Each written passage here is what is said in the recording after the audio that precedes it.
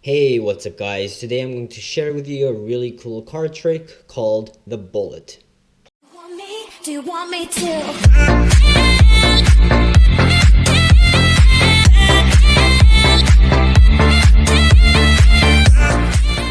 Alright, so you're going to notice that I have a card facing down in the left top corner of the screen, but don't worry about it. I'll show you and reveal the card when the time comes. So to get started, we're actually going to go ahead and pick a random card, and let's say the spectator or you chose this card. I'm not going to see it. I'll turn away from the camera and hopefully the camera can see it.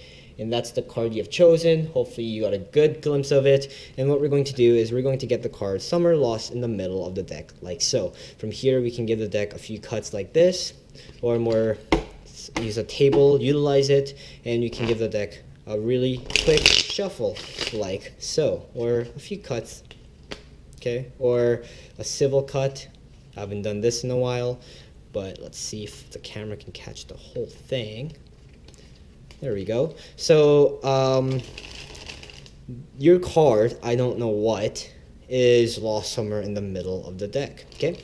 Now, let's actually reveal what the card here is. It's actually the ace of spades. Okay. So, why the ace? People might be asking, why do you have the ace of spades? Why did you choose the ace of spades? There are four different kinds. Why the ace of spades? So, well, actually, it's because this card is actually called the bullet card. I don't know if you guys play poker, or if you guys are old enough, or if you guys have been playing poker with your friends or families just for fun. But if you have two aces in your hands while playing Texas Hold'em, it's called bullets or bullet hand or whatever you guys want to call it. And the name itself, I think, actually came from this card trick or this card magic trick.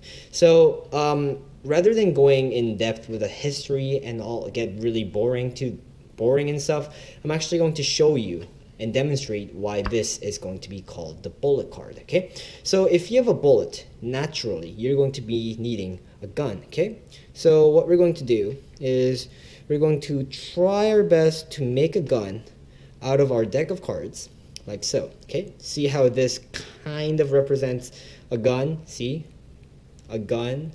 Hopefully that makes sense. So we're going to take the bullet card and we're actually going to lock it like this, and then if you shoot it towards the mat so it stays on the screen, hopefully one card flies. Oh, come on, one card flies out, and that is your card, the 5 of hearts. Let's see how it's done. Okay, before we get started, I do have to apologize for getting the card out of the screen. You might think that that was a false trick or false performance, but I assure you, I tried my best, and that was like my 14th or 15th take, but I just could not get the card to stay within this box. So, I'm sorry, but I just went with it, and that's going to be my take for the performance. Okay, so there are actually two different methods of doing this card trick. Number one, if you're intermediate, you can actually pharaoh the deck of cards and do exactly what I did. If you know how to pharaoh a deck of cards, like so, you can follow my performance exactly as it is. But if you don't know how to pharaoh a deck of cards, it should be fine as long as you know how to riffle shuffle like so. Okay, so don't worry at all. Now let's get onto the tutorial right away. This is for the intermediates. Beginners, you can still watch this, and you should still watch this because I'm going to be referencing to this part of the video constantly during your tutorial. Okay, so again, you're going to pick out the ace of spades. If it's in the middle of the deck like so, you can actually like tilt the deck away from the spectators so they can't see which card you picked out, and you can put it on the table, in your pocket, do whatever you want. Okay, from here you can get the card or spectator to pick a random card. It doesn't matter, it's a free choice. And for this performance, to make it a lot easier for you guys in this tutorial, we're going to use this red back card, which is Henry the Joker. Okay, so this is Henry the Joker. I think this is a really appropriate name. I don't know, he looks like Henry, doesn't he? So let's say the spectator chose this card. What you're going to do is you're actually going to take their card and get it lost in the middle of the deck by riffling down the side and pushing it in like so. And you're going to get a pinky break and do a double undercut to bring the card to the very top back like this. Okay, from here what I did in my performance was I gave it a quick riffle shuffle like so, while maintaining Henry on the very top. Okay, so for you, whatever the card that you're practicing with should be remaining at the top. From here, I gave it a quick false cut like this, and I think I did a civil cut, but you don't have to do it. Okay, it's only if you're comfortable and you want to be fancy in your trick. So you don't really have to do this, but I did it anyways because I don't know, I just felt like it. So once you control their card to the very top, you're going to do something really simple. You're just going to pharaoh this deck. But you're going to pharaoh this deck of cards in a very specific way.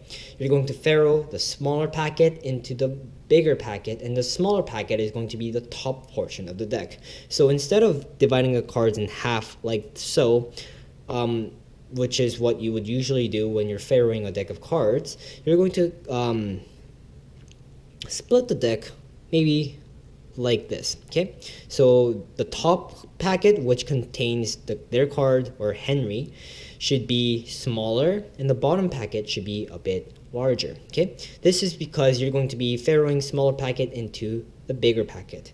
So this is what it would look like. Okay, it doesn't have to be perfect, but it's really good if it is, because it just helps with the trick. Okay, so that would be a bad example because you're not pharaohing completely at the very top. Okay, so if you want to do it perfectly, let's see if I can do it perfectly. There we go. That's a perfect pharaoh, I think. Maybe one mistake right there, or it's either that or the cards are a bit bent, but hopefully pharaohing is pretty good. Yeah, it looks pretty good so far. So once you pharaoh the deck of cards, you're actually going to tilt the cards 90 degrees this way to your right, right? So which will actually form a gun. At this point, you're going to take the ace, and then you're going to put this, load it in a specific manner. You're not going to shove it anywhere here. That's just not going to work. You're going to shove it in a specific way, okay? Actually, let's not use the word shove. Let's use the word place it, okay? So you're going to take the bullet and place it by pushing onto the top packet, or the red packet in this case, down. And if you push the packet like this, you're going to notice that you're going to create this gap between the top packet and this packet right here, okay? So by doing so, you can actually slide the packet like this. So push down, slide, okay? That will actually, this is what it does. I'll show you what it does by removing this packet. This card, the bullet card, is naturally going to find the joker, okay? See how they're in the same compartment in a way? So again, if you push down and then slide it down, you're actually going to be in the same compartment, so that if you push the joker from the bottom, you're actually going to be pushing, the ace from the bottom, you're going to be pushing the red card like so, okay? So again, if you find the right space, you're going to do this. Now, once you find the right space, the ace is going to be outjogged quite a bit. So what you're going to do is you're going to very slowly push it in from the very bottom. And you're going to feel this nudge, or feel this kind of barrier. And that barrier is your card hitting the joker, or the bullet card, or the spectator's card. From here, if you push it a bit too much, see, the card will slide out. So just play with it so you'll feel the nudge. See, I just felt that there. Another one, and another one. See, every time I do it, the top card actually moves forwards a bit. So once you feel that nudge, you're going to stop pushing it in, and you're going to do one of two things. You can either flick it, like how I did in my performance, or you can actually tap it, or tap it harder, depending on what you want to do.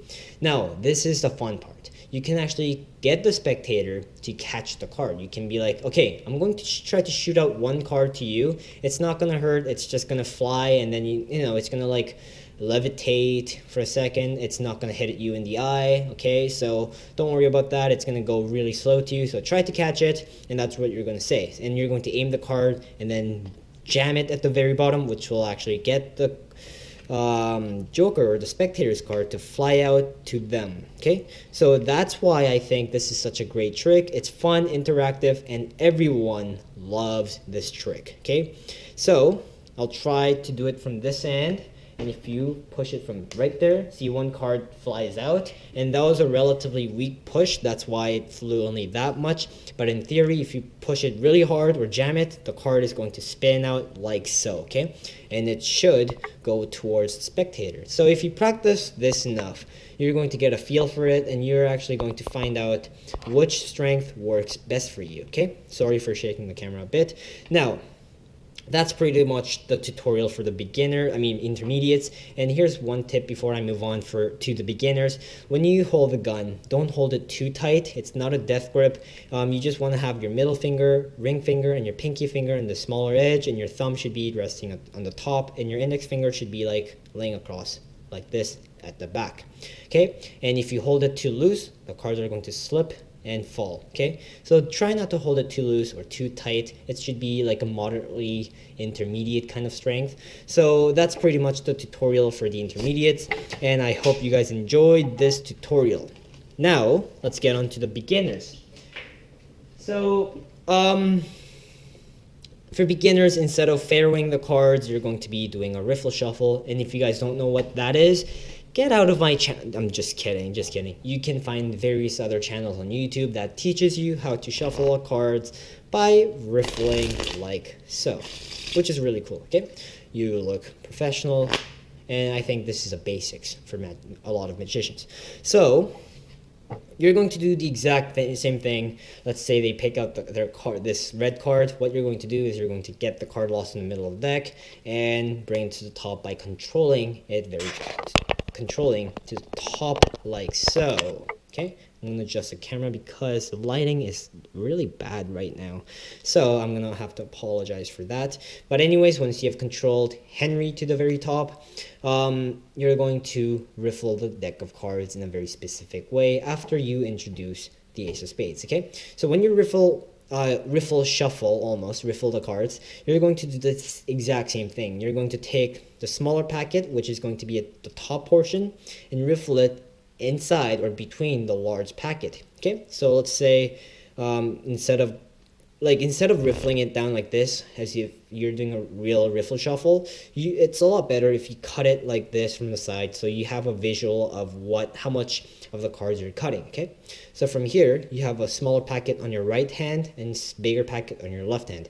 So you're going to start off with your left hand, riffle down a few cards like so. Okay, that allows you to make a gun. Okay, so it's very important that you start with your left hand. So riffle down with your left hand a few cards, and then you're gonna riffle as if you're actually riffling a deck of cards. And once you get to the very end of your right packet or the red packet, your very last card, you're going to hold on to it and riffle down on your left hand a few times, and then riffle down on your right hand and finish the riffle. What that does is that it creates the exact same effect of the Pharaoh shuffle. It isolates the spectator's card away from every other card. See how it's isolated by 3 cards from this card and nothing else on the very top? This allows you to perform this trick. At a performance speed, this is what it would look like. Just in case you guys want to know what it looks like. So you would riffle down if you want to. See, I can get the size really well, but if you don't feel comfortable, you can actually do that. Cut it off like so, and again you're going to start riffling down with this card. See, what I've just done is that isolated the red card away from every other card just by doing so. Okay, so oh come on, why did I just do that? So once you get that down, you're going to do the exact same thing and tilt the cards 90 degrees like so, as if it's a gun, and you're going to hold on to this packet, the bigger packet, and notice how because you started riffling with this packet, and end the riffle with this packet, you're going to be able to hold it like so, like this, okay, which is perfect. And from here, you're going to do the exact same thing that I've taught the intermediates. You're going to take the bullet card and push it down, stick it in like so, and give it a slow nudge, and you're going to feel that you're going to be reaching the card. From here, you can actually flick or just tap, which will make the card fly out like so. And that was a really weak tap, that's why it just fell off. But if you tap it a bit harder, it's just going to shoot out across the room. And that's pretty much the tutorial, guys. I know it's long, but I had to create 2 different tutorials for 2 different levels of people, so everyone can know how to do this trick.